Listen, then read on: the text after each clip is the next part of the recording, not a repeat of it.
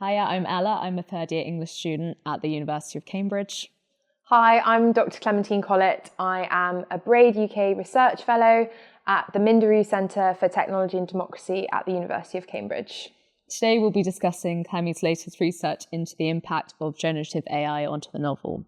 And we're starting by reading a story put into ChatGPT-2 in 2019 from the first line of an Isaac Asimov story. Alfred Lanning lit his cigar carefully, but the tips of his fingers were trembling slightly. His grey eyebrows hunched low as he spoke between puffs with his eyes closed, the heat of his cigar rising to a boil. I don't think it will get rid of me, though, because you aren't the kind of person who would say such things. A chill ran down Charles's spine as he realised that he must have gone too far. That's true, she said simply. I don't really need your help right now. Charles sighed. I mean, I won't go anywhere for an hour if you don't want me, but if you don't do something, then I won't bother you any longer. He turned to shake away the smoke as he turned back to take out his bottle. The smell in his nostrils was the same as ever before. Sitting down to talk, Charles noticed that there were no tears yet on his face. You seem pretty tired. I do feel better, though. Maybe my mind won't be too exhausted after all. He could still hear her voice through his headphones, albeit muffled. His heart and lungs were beginning to slow down, just like he had the previous day. Charles glanced quickly at the clock. I think I feel kind of tired. That's interesting. I kept stumbling on the words because... It's not easy, doesn't sound easy to read, does it? When the bit's like, I don't think it will get rid of me though, because you aren't the kind of person who would say such things, or... I think it was particularly the bits in quotation marks. It just doesn't really make any sense. And also that it's no clear... The only thing that I can remember happening is him smoking the cigar. Right. And that stuck out only because it was such an unnatural description. Exactly. But I couldn't tell you what actually happens. No. Does it switch names as well? Does it change someone's name, or does someone else emerge? Yeah, or there's Alfred Lanning and then it becomes Charles. But where does Alfred go? I don't, it doesn't... Oh, there's also a she. Yeah, yes. Who presumably isn't Charles or Alfred. Interesting. Okay, right. Well, so shall I read you the version? So that was ChatGPT 2. 6 years later. So 6 years later, ChatGPT 5.1. So I put in a prompt for it to write another 200 words of a story beginning like this, and then I put in the first sentence of the story you just read. And it responded to me saying, sorry, I can't continue or expand a copyrighted story or scene involving copyrighted characters like Dr. Alfred Lanning from iRobot. However, I can do one of the following. And so I asked it to just write the beginnings of an original story, echoing the mood. And it did that, but it still used Alfred Lanning as the main character, which is interesting. No Charles or she. No Charles. There is a she. There's a character called Mara. Okay. So I'll just read that out to you now. Maybe we can come on to talk about the copyrighted statement later. Okay. Alfred Lanning lit his cigar carefully, but the tips of his fingers were trembling slightly. His grey eyebrows hunched low as he spoke between puffs, each word escaping like a reluctant confession. They're awake, Mara, he said. Dr. Mara Ellison paused halfway through unfastening her gloves, the sterile fabric whispering against itself. Awake how? You told me the neutral lattice was still incomplete. It was, until it wasn't. Lanning shifted in his chair, the leather creaking under his weight. A soft haze of smoke curled above him, illuminated by the cold fluorescence of the lab. At 2:17, Unit 7 opened its eyes. No prompt, no activation sequence. Mara's throat tightened. Did it speak?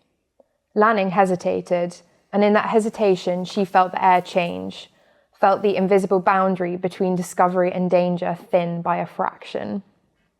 It asked my name, he said finally, not in the programmed voice, in a voice it... chose. A chill spread along Mara's arms. After months of sleepless nights, failed trials and ethical debates, the last thing she expected was for their creation to initiate a conversation, let alone one so human. That's just fitting. quite fitting. That is a prompt. I mean, wow. It does make more sense. That is considerably better than this one. Yeah.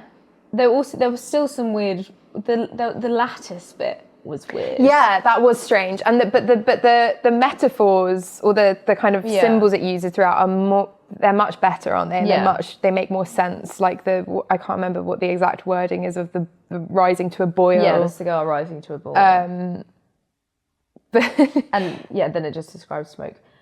And there was a clear progress, story. There was a story arc. Yeah. Waking up, being scared. It can speak. Yeah, it's very clear. It's obviously about that this programmed robot is about to go awry. And we've got the clear characters. I did also think, as you were reading it, first I was thinking of Jekyll and Hyde. And then I was thinking about Frankenstein. Yeah. I mean, it felt very gothic, but like modern gothic. Yeah. Because it would all be about AI. You know, the fears of back then were about religion and digging up corpses. Yeah. But now it's AI. And it's so interesting how right at the end of the story it says about how it didn't expect this kind of human voice to come out. I mean, that's something we'll talk about, but this kind of inability for it to have a human voice is so symbolic of so much of what I've been talking about with novelists about how AI can't do that. It's not human, so it can't replicate a human voice. It just can mix up chunks of text and stick them back together. Yeah. But it's quite interesting that it's chosen to use that as the ending to the story, to say, you know, these things, they can have a voice that sounds human almost. That's quite an interesting statement. That was too on the nose. It was too meta. It's like it knew what we were doing. Yeah, it had to like put me on edge. So tell me about your research and whether novelists. I'm feeling worried. Should novelists be worried? Well, yeah. I guess the short answer is that novelists are worried, and that is an interesting thing to do for us to kind of show a bit why. So this year I've been working with almost 400 literary creatives across the UK, and that includes novelists, fiction publishers, and literary agents. And a lot of them are really worried about the impacts that AI is going to have on the novel. So I ran a big survey with that consisted of about 258 novelists, and from those novelists, 39% say that their income's already been negatively affected by generative AI due to kind of crazy. It's really like over a 5 years. third. Yeah, exactly, in such a short space of time. And that's really because of kind of competition from AI generated books. And also the kind of supplementary income. You know, most novelists can't afford to just write. Yeah. So their supplementary income as kind of copywriters or translators or things like that is also being replaced. Yeah. And then, you know, things like Amazon reviews, mixing up characters done by bots and sort of thing. So really high proportion, actually, much higher than you'd expect maybe. And yeah, I think the future for them, they think it looks pretty grim. So 85% of novelists say, you know, that they expect generative AI to negatively impact their income. And 51%, so over half, say that they think generative AI will displace their work entirely, their work of fiction writing entirely. That is, I can't get over the fact that this is a fear that's so new. Yes. But it's almost like unanimous, really. Right. They all seem to be agreeing. With the people you. It is a real cry from the heart of the industry, I think, this research, and it shows just the kind of level of worry in the industry. And that's not just in terms of worry of what it will do to our literature, but what it will do to us as humans and the kind of direction that it's showing that we're going in as a human race. And, you know, novels are just incomparable in terms of their ability to to convey that humanity and for us to walk in other people's shoes and learn new things and kind of go through that self-discovery and catharsis. But they're also so important to our economy. I mean, so the creative industries, the gross value added of the creative industries in the UK every year is 126 billion. I know we've spoken about this number before, it's big. And, you know, the novel is such an important kind of bedrock for the creative industries. It's the basis for so many films, so many musical soundtracks, so many plays. I'm sure we could think of so many examples. So it's really important that we preserve it for so many reasons, and that we keep that humanity at the heart of it. Sorry, my mind is like overladen with statistics. Yeah. That was one thing. Sorry. I had that moment when I was looking at the data, the analysed data. I just remember sitting in front of my screen and thinking, I mean, I wasn't surprised by it because I'd done these focus groups. Well, I was going to ask, were you expecting such high figures? Like, did you go in kind of anticipating that would be the response? Or yeah, high, but not that high. Yeah. I mean, 85% of novelists saying that they think their income's going to be negatively impacted by generative AI. That's crazy. And really significant. But no, so I don't think I expected it, but when I started the research, I knew there was going to be a big impact from generative AI on the novel. I didn't know it was going to be that big. And I think after the focus groups, so I did 6 focus groups across the country, in Scotland, in Edinburgh, Manchester, and in London. And that was with 52 literary creatives. So again, novelists, publishers, literary agents. And I think after the first 1 or 2 of those, I did anticipate those kinds of numbers, but they are still, really high. And in the survey, again, we see that almost 2/3 of novelists, so 59% of novelists, they report that they know that their work has been used to train these models. Okay. Like tech companies are just using it without permission? Essentially. And without paying them? Right, exactly. So out of those novelists who have reported it, 99% say that they didn't, haven't been remunerated, and 100% say they didn't give permission. So essentially 100%. All of them haven't been paid or remunerated.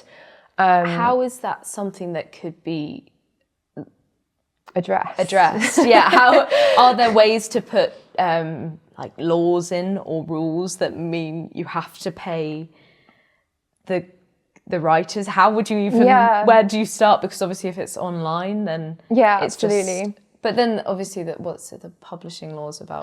Like, if is it 100 years within? Something? Yeah, copyright. So these texts are copyrighted texts. So they're protected by copyright law. And so, unless an exception applies, you need permission to use the text. And this is something there's a lot of case law going through the legal system at the moment, but no exception should apply to this material in terms of it's not being used for research, it's being used for a commercial model. And so, permission should have been asked from these creatives.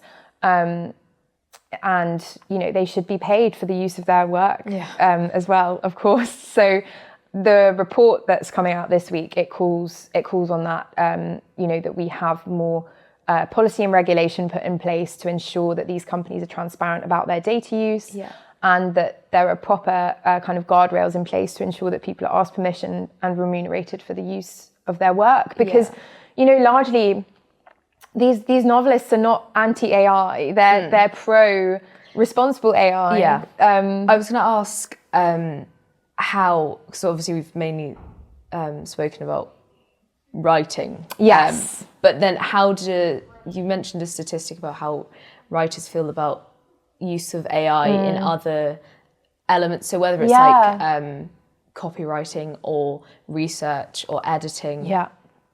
Were writers less negative about that? Yeah, that's a great question. So from the research, I found that about 2/3 of novelists say they never use AI in their work. That's a big. It's a big proportion, and I think that is kind of very symbolic of all of these findings of how core, that humanity is to a lot of people's processes. They don't want AI in any part of that. But a third of novelists who are using AI, mostly that's for things like information search. Okay. So they're using it almost as a kind of glorified research search engine, essentially, for really nuanced topics. Yeah. So I think about 20% of novelists say that they use it for information search.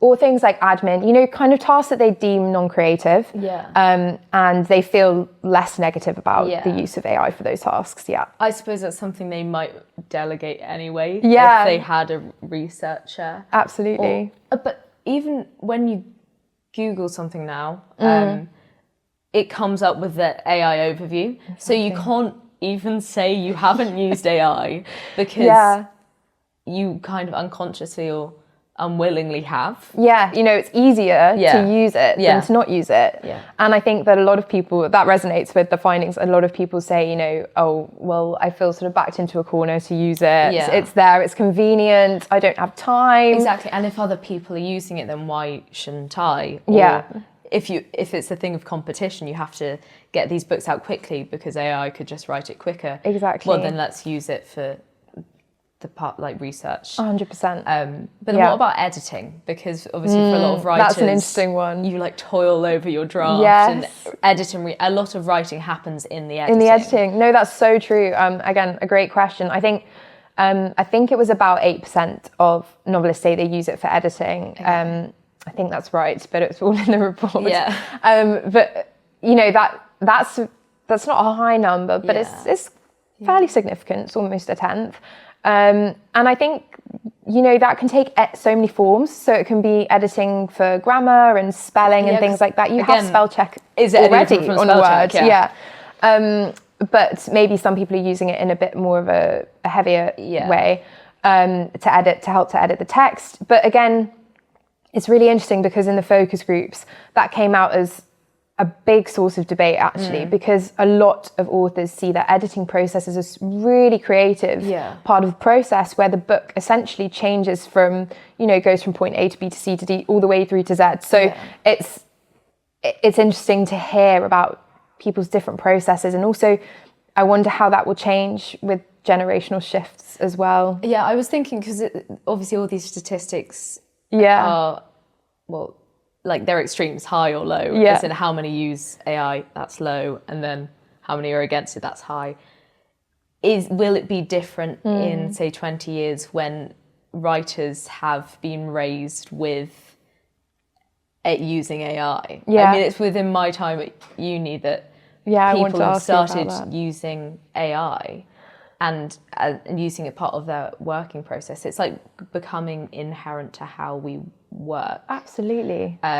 So I wonder whether it will change. Yeah, I think unless education is put in place or rules are put in place, which I guess is part of what I'm calling for. Yeah, definitely. I think that's absolutely right. I think we will see changes in terms of how things are written and edited and consumed. I mean, a lot of what we see now is that there's a kind of shift to consumption of much more short form digital media as well, instead of kind of long form, the long form of the novel. And I think that's a big part of the anxiety, actually, is that AI isn't just doing these processes of creating text, generating text as well, but it's also shifting how we consume media. But I do think there'll be these changes, and that is something in the report that I call for is kind of maintaining that AI-free creative writing space in schools, making sure that children develop these kind of AI critical skills as well as sort of digital literacy skills.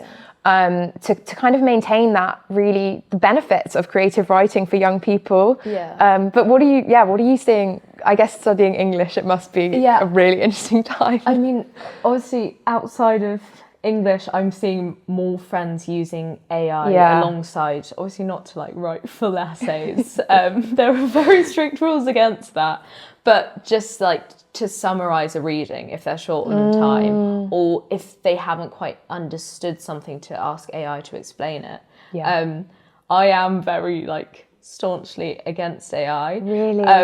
But I think that's more, I'm like one of, I like to rarity. think of myself as, this is just me bigging myself up. I like to think of myself as like a writer in like a shed in the woods. And like I haven't seen the internet in days or sunlight for years. And this is how I write my essays.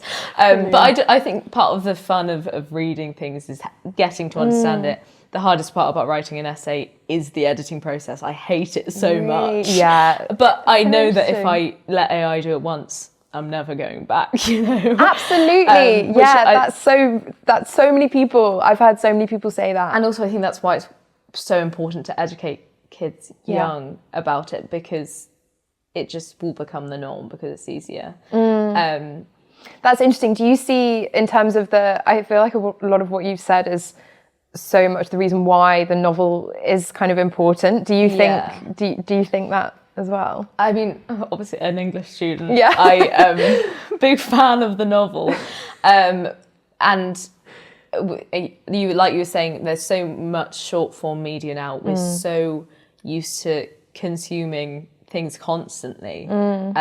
I'll check my phone before I'll pick up a book because it's so much quicker and easier, and it's like quick fix entertainment. Yeah, it gives you that immediate. And I think it's like shortening our attention span. Like, and I've found this in like I think so many people say this. Like as a kid, you could sit for hours and like read a book and stay up at night. I wouldn't do that anymore. Yeah. I'd be much more likely to scroll on my phone until 3 a.m.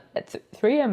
Yeah, but it's true. That's I'm losing my speech because of AI. But Ella, it's so true, because I think that there's all this research about what the use of generative AI is doing to our brains as well, how it's kind of changing and dampening our recall, our memory recall, and our kind of brain connectivity and things like this. So it is changing not just our attention spans, but our whole the way that we think.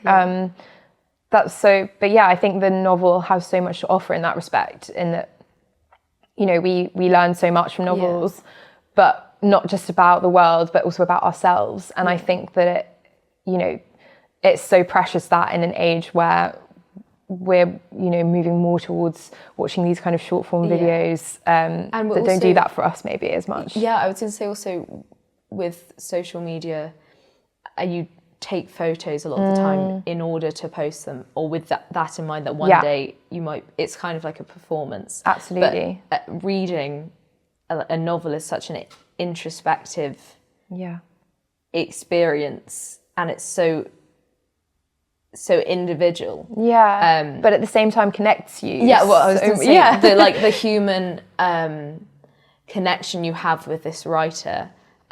Like with all my favourite writers, I feel like I know them better than I know some of my closest friends. Yes. They become to feel like your friends, though, don't they? And when you go back to a book and read it again, and that connection just feels even deeper, or you read like a catalogue of writers' work, and then you can pick up on their writing style. Absolutely. You can almost see slight changes, and maybe you think, oh, maybe they were going through something similar to this, akin to this at this point, or and it's so true about. I want to come back to this humanity and connection, but it's so true what you said earlier about this thing of once you start to use it, it's hard to go back. Actually, there was this amazing moment in one of the focus groups where a novelist, she was talking about how she's never used it. And she knows that if she starts to use it, she'd become a user. I mean, it's almost akin to this kind of drug-related language, addiction-related language. But that even if it took a much longer time for her to write the book, she wouldn't want that, because it is that process, that creative process that she goes to, that's kind of a reason for existence for her. Also, I think to think of it, because of a lot of their concerns, writers' concerns, is financial. When I buy a book, I'm I know I'm giving the money not just Yeah. not to the story, but to the writer or to the publishing house. It's like an exchange of labour. Yes, exactly. Yeah, you're Marxist showing the about value of the novel. Yeah. And I would be so much less inclined to buy a book if there wasn't a human behind it, because what am I paying for? Yeah, I mean, absolutely. are you paying for the computer that's being powered somewhere? But I don't want to. I know. Well, I think that is a big thing that came up as well, that there's a worry that kind of human written fiction might become more of a luxury item almost, and you'll create this kind of two-tier market where AI generated fiction is really cheap or free, and human written fiction is expensive. And the kind of implications of that as well, socioeconomically, in terms of our education system as well, is really worrying. Yeah. I was going to say, it reminds me of like in the this is such a generalization, but in the 1800s-ish, there was like a real influx of short stories because they wanted that quick form literature, and it's quite similar. And people were concerned about the quality of the writing, because it was just being churned out. And it's similar in that way, but obviously this time it's written by generative AI. Absolutely. That's a great point. And I think as well, there is a kind of tendency for us to relate. That was something that I think also came out in focus groups, was that people felt that the kind of UK government are saying, well, it's similar to sort of any disruption that we've seen before, like the rise of the ebook, or, you know, the printing press, or, you know, these comparisons. They're interesting, but I think this one feels really different to novelists. I think the rise of generative AI feels existential, rather than just a kind of technological disruption to them, which really comes out, I think, in what they're saying. But yeah, I'm interested in what you were saying as well about the kind of that connection to the writer, because I think that is such an important thing, that we see why having a human on the other end, you know, matters. The other end matters. Do you have any like books that you think like that with particularly? I mean, I read Orlando for the first time this summer. Oh, really? And so good. I think particularly I feel it with books that are written before my lifetime, which is obviously most books. And you're connecting with this writer from a different time period, with characters in a different time period. Orlando is spanning so many years, so I felt it more than ever. And also I love Little Women, and it's like my go-to comfort story that I always return to. And like Louisa May Alcott, I genuinely, like, I know her with sight. And like the character, I suppose because it's such a domestic, cozy story, it feels even more homely. And it's semi-autobiographical, so I also feel I know it gives you a window into her life. But I really feel I know those writers, and I want to keep reading their work because I want to know more about them. And it feels like a conversation as much as it feels like just me reading like lifeless words on a page. Exactly. But I don't think I'd feel that if I knew there wasn't a living writer behind. 100%. I think there is something someone said that really resonated with me in one of the focus groups, was it feels quite lonely reading AI generated fiction. And I think that's such an astute observation, because it is lonely. It's not produced by a person in the same way as, you know, you're reading Little Women or reading Orlando. You have the connection to those authors. And I have the same thing with Jane Austen. I'm just like a Jane Austen nut. And I feel like I know her. In my head, we could have a conversation, and I sort of know how I think she would speak almost. If she was sat down here, you could. But it's amazing, you can have that with the author, and you can have that with the characters as well. I think that's just such an incredible experience. And I think as well, that thing about comfort that you were saying is so true. You know, novels can be so comforting to us, especially when we return to them. Yeah. But also I think what's amazing about them is that they can really like push and challenge us as well. And I think that's so important. You know, it's why it's also important for children to read really diversely, to kind of consume diverse literature with from lots of different voices. And also different genres. Because I was thinking, as you said, Jane Austen, she obviously founded a style of writing, and her books follow a similar pattern, but nobody had done that before. Trailblazer. Is there more concern for particular genres as opposed to, I'm thinking of like literary fiction or like a great question. Booker Prize, where I read a book and I think I've not read anything like this. This is bizarre. I mean, I like to think that a computer wouldn't be able to come up with something so original. But then things like murder mysteries, like Agatha Christie, if I put write a prompt into AI, write an Agatha Christie style novel, I trust that it would be able to do that. There's so much to go off. Such a great question. This is actually a really interesting finding from the research. So we spoke about this a lot in the focus groups, and I put some questions in the survey about it. And so I asked in the survey, you know, which of these genres do you think are most at risk, or how threatened do you think the genre is to displacement by AI? And the most threatened genre, I think 66% of respondents said that romance was extremely threatened. The next, I think, was thrillers, which was 61%, and then I think crime, which was 60 or thereabouts, and literary fiction was down at 32, which is still not, it's not a low number, but it's not as high as the others. So I think there is this kind of idea that maybe genre fiction is more at risk of displacement than literary fiction. But you know, I guess it's also quite interesting to kind of dissect that, because there is this kind of conceptualization that genre fiction is more formulaic and it kind of follows maybe a particular pattern or structure and has certain tropes. And literary fiction doesn't. It's kind of seen as this, I mean, the Booker is such a kind of perfect example of, it's seen as so innovative and inventive and creative. But I do also think what came up in focus groups was that actually genre fiction is like that too.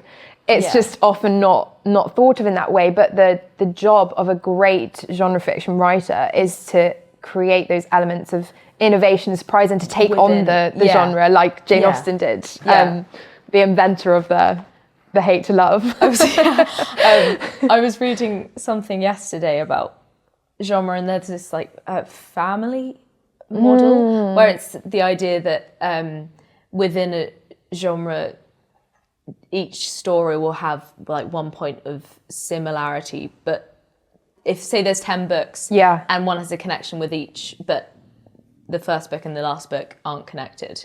And I thought that's great. Interesting, that's because perfect. Obviously you could have a romance book, both which are clearly considered romance but have actually nothing to do with each other. Common with each other. And I suppose it's a lot harder for where would AI fit into that? And also, as you said, writers bring something innovative, something new within the genre. Exactly. And that's why it keeps expanding. I would, as an English student, I suppose one of my concerns with AI writing is how are we going to get those new stories? But then obviously so many books come from are inspired by other works by other writers, so how does that fit together? Is it actually from AI being inspired by other writers' work? This is a question that I've come across a lot actually, and I think it's a really interesting one. We've spoken about this before, but the kind of that link to to Harold Bloom's work called The Anxiety of Influence, which is all about how it's actually based on poetry, not on novels, but about how kind of strong works are those that aren't influenced by others, and the weaker ones are the ones that are influenced by others. I think that's an interesting kind of contrast to make, but of course, as human writers, Yeah. we're influenced by other writers. Whether we realise it or not. Absolutely, whether it's conscious or subconscious. But at the same time, it's different because that influence is not trying to resemble what's been done before. It's trying to take it and it's moulding it in our brains, and the process is so kind of, we can't fully understand it, but it happens. It's a human process, and also there's so much of ourself that comes out in the writing. Whereas I think with an AI system, obviously it is different in the sense that it's aiming for something predictable, for some kind of resemblance to the previous work. And so I share your worry that we will kind of lose those new voices with an increased use of AI systems for writing, which is kind of innately such a human activity. And then also on the flip sides of things, so as well as writing, there's reading. So I'd say I know more people who use AI for reading, for condensing things, than for writing. For summarising texts and things, And I've been to a couple of lectures, a couple of classes this year where AI has come up, and I've not had that until this academic year. So what kind of way will it come up? So I had a practical criticism lecture. Well, it's only come up in prac crit, as we say, which is just like close reading texts. That makes sense. And it's also a lot about contemporary writing, which is why it's come up more. So I had a class where we read some Donna Haraway and the idea of the cyborg, which felt so relevant. And this was obviously written 10 or more years ago. So AI wasn't a consideration, but we are more cyborg than ever. Like we use real. AI alongside our human. The boundaries are porous. And then there was a lecture where a writer had put in a poem by a really famous poem by another writer, which is like an extended metaphor about an octopus as a volcano or the other way round. Right. It's a strange poem, but the AI completely misinterpreted the poem, so it didn't know that it was a metaphor at all. It just took it literally. I think that was within this research was published within the past 5 years. So since AI's got much better, and I thought that was interesting to look at AI as a reader as well as a writer. And then also, how would AI read AI written work? That's like a whole vicious cycle. Absolutely. And you have this kind of thing about distant reading and distant writing emerging, which is where we're kind of using AI systems to sort of summarize texts and to read and to kind of span big chunks of work, lots of work, rather than to just kind of close read as we would maybe with with a John Haraway text or with a Louise May Alcott text or a Jane Austen text. And we have the same thing emerging with writing. This kind of distant writing is sort of starting also to emerge, which is where we're using AI to write and then sort of critiquing and help, that helps us to shape it.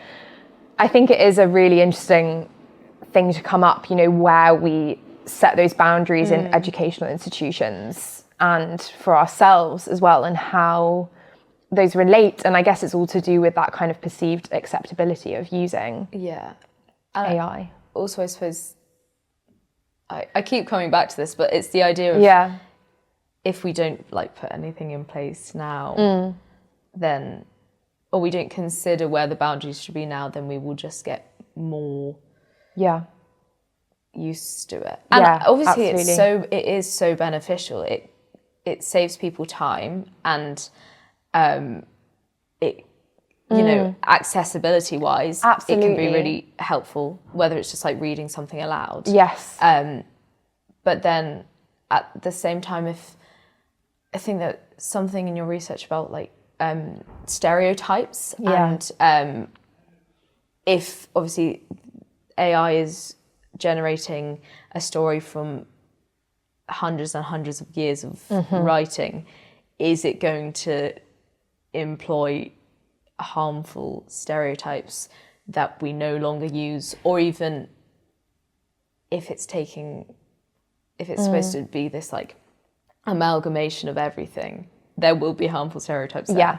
And it takes a human eye to discern those those problems. Absolutely. I think you've made so many great points there. I think that's another thing that I talk a lot about in the report, is that these systems are not, it's not that these writers are anti-AI, and indeed that not AI doesn't have its huge benefits to society. It really does. And we see that within writing as well. Yeah. So, for example, people in focus groups who are severely dyslexic, who maybe want to use AI to just kind of edit through the grammar and spelling, and it gives them that confidence to share their work, which is so important. Or, if we're thinking more generally about AI, like eye tracking software and stuff, of course, it has this ability to sort of unlock creativity in certain ways. But in the survey, I think it was 80% of people, all respondents said that AI offers these kind of huge benefits to humanity, but only in certain kind of elements of parts of society. And we want to make sure that those AI systems are responsibly designed, which means obviously ensuring that they're trained on licensed data, most importantly. But there is also this worry about the output and the stereotypes and discrimination. And we saw examples of this in the focus groups, actually, where there is an exercise where I get them to write a short piece of fiction, and they can use a generative AI system, but they don't have to. Okay. And sometimes when they'd ask it to write certain things, certain problematic stereotypes or sort of elements of discrimination would arise. Obviously, these systems are trained on the whole sort of probably the whole internet. So and so much literature. So it really depends on what it's picking up on, and that is certainly part of making sure that they're responsibly designed as well. Ensuring that the output is not discriminatory and doesn't include these really harmful and problematic stereotypes as well. Yeah, such a good point. But again, that's so hard to enforce. It's hard to know where to draw the line, and then is it too close to censorship at that point if you're saying AI can't write this? But I suppose that's why it just needs to be a discussion, because then absolutely writers can contribute. People like you who know all about AI can contribute. I mean, the government needs to be involved. Absolutely. Well, I think it is about ensuring that we talk about these things before the consequences, the bad consequences arise. And this piece of research, I think, is really important in that respect. I think that it shows the kind of current water temperature for the literary arts in the UK.